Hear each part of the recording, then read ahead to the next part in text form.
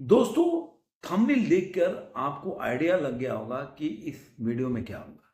मैंने थंबनेल रखा कि एक और नेता मिल गया जो कड़ी निंदा करता है और बोल बच्चन वाला है, जिसके बस का कुछ नहीं है। वो है देवेंद्र फडणवीस। मैं जब देवेंद्र फडणवीस के बारे में ऐसा जब थंबनेल बनाया तो उससे मतलब उनके काम करने का नहीं, विकास के जो काम कर रहे हैं वो दोनों, और उनका प्रशासनिक जो होम मिनिस्ट्री उनके अंदर है, दोनों अलग करके मैं इस पे आकलन करूंगा और आपके ऊपर छोड़ूंगा कि मेरे कहने से आप क्या तात्पर्य समझते हैं और कितना सहमत है। कल जो नागपुर है वहां पे बीएचपी और विश्व हिंदू परिषद और बजरंग दल ने एक रैली निकाली, जो औरंगजेब के मजार को वहां से हटाने के लिए रैली निकाली गई। दोपहर की बात है, रैली निकली और हो गई, चली गई। उसके बाद शाम को वहां पे इस मामले को लेकर बहुत बड़ा उपद्रव हुआ और कई गाड़ियों में जो फोर व्हीलर है उनमें आग लगा दी गई और कम से कम 15 ऐसे हैं जो बाइक्स है, टू व्हीलर है, उनको जला दिया गया। कई घरों में पथराव किया गया, घरों में घुसी हुई गाड़ियों को तोड़ डाले गए। लेकिन जो सरकार के नुमाइंदे हैं वो आकर क्या बोलते हैं कि सिर्फ 2 गाड़ियों में, या प्रशासन में जो पुलिस अधिकारी वही 2 गाड़ी, जबकि आप जब वीडियो फुटेज देखेंगे तो आपको कितनी ऐसी गाड़ियां मिल जाएंगी जिसको बुरी तरह से क्षतिग्रस्त किया गया, तोड़ी गई। मैं फोर व्हीलर की बात किया।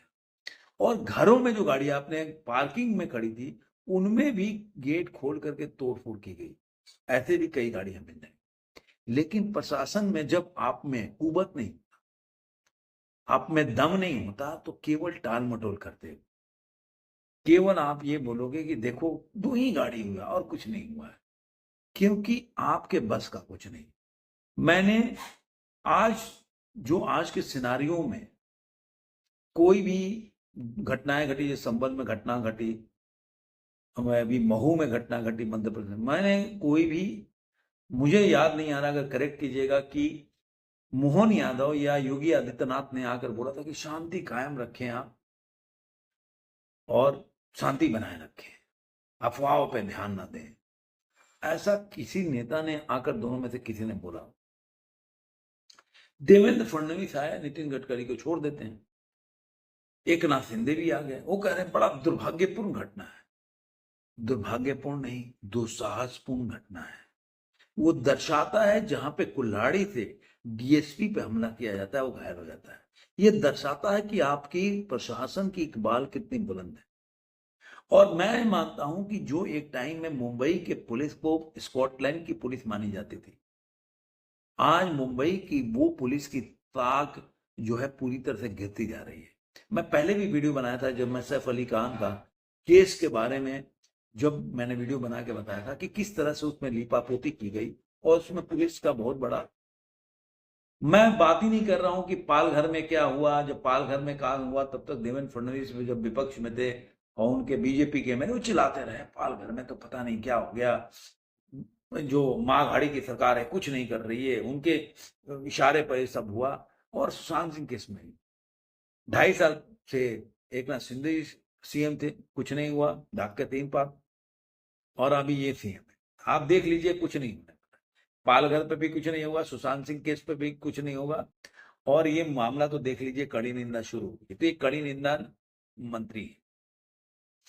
जिस आदमी पुलिस पे, जहां पे पथराव हो रहा, पुलिस पे जो लोग हमला कर रहे हैं और पुलिस को मारा जा रहा है, उस पे आप बोल रहे हैं कि हम कड़ी कार्रवाई करेंगे।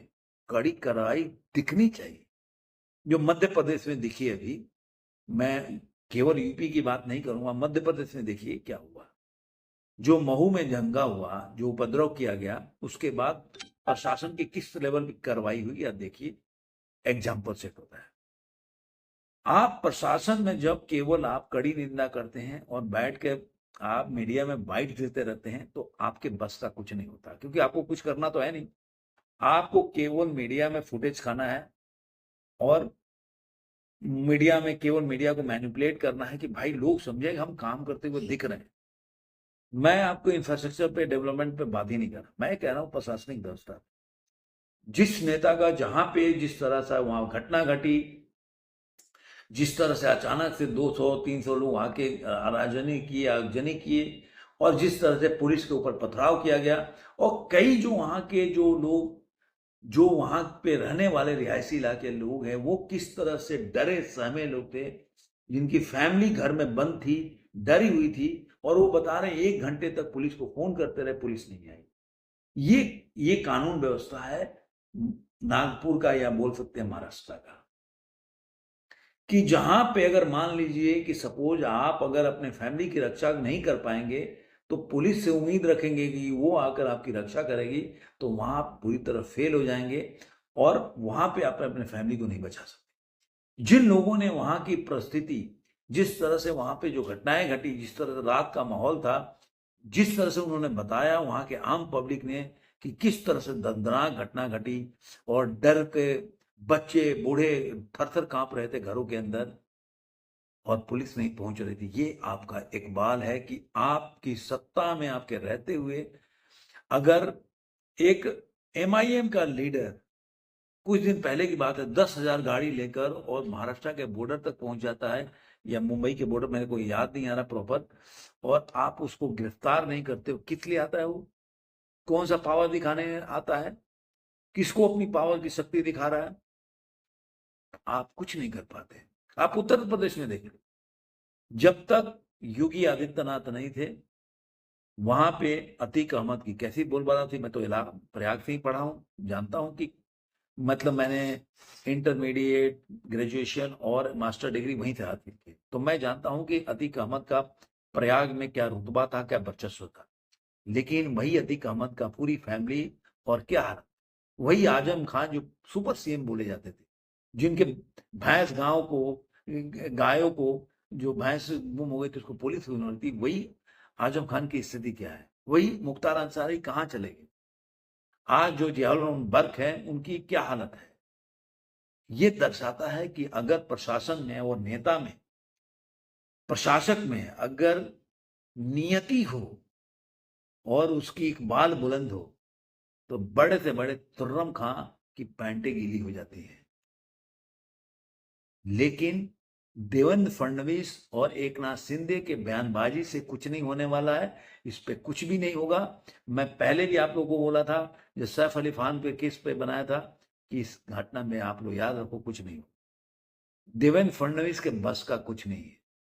मैं खुल के बोलता हूं कि देवेंद्र फडणवीस के होम मिनिस्ट्री तो मेरे ख्याल से उन्हीं के हाथ में है।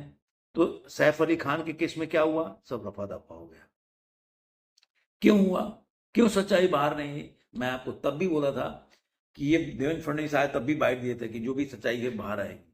क्या हुआ? यही देखिएगा, ये भी कुछ नहीं होने। ऐसे ही इनका हमेशा कड़ी निंदा जारी रहेगी, और ये ऐसे ही होता रहेगा। इनके बस का कुछ नहीं है। बस ये लोग, जैसे कि आपने देखा होगा कि अब्बू आजमी जो बोला था, जो संभाजी महाराज के बारे में, योगी आदित्यनाथ ने अगर उस पर टिप्पणी नहीं होती तो बंदे को शर्म भी नहीं आती, और उस पर एक्शन भी नहीं होता। क्योंकि योगी आदित्यनाथ ने बोल दिया था असेंबली में कि आपको लगे तो आप यहाँ पे भेज दो, हम बताते हैं उस उपचार क्या होता है। उसके बाद इनके यहाँ के सरकार में थोड़ी सी शर्म बची थी, तो उन्होंने इनडायरेक्टली यही बोला ना कि भाई तुम कुछ नहीं कर पाओगे, मैं कर दूंगा। तब इनको शर्म आई, तो ये थोड़ा मोड़ा उस पर एक्शन हुआ। तो इकबाल देवेंद्र फडणवीस के सरकार की है, वो कुछ नहीं यहाँ पे। ये इसीलिए यहाँ पे इस तरह की घटनाएं बढ़ती जा रही है, और ऐसे बढ़ती जाएंगी। आगे भी कुछ नहीं होने वाला है। आप सोच लो कि मैं जो बोल रहा हूँ कितना सही है और कितना गलत है। आपको ये वीडियो कैसा लगा? जो कमेंट बॉक्स में बताइए। फिर मिलेंगे किसी और वीडियो में। आज का इतना ही।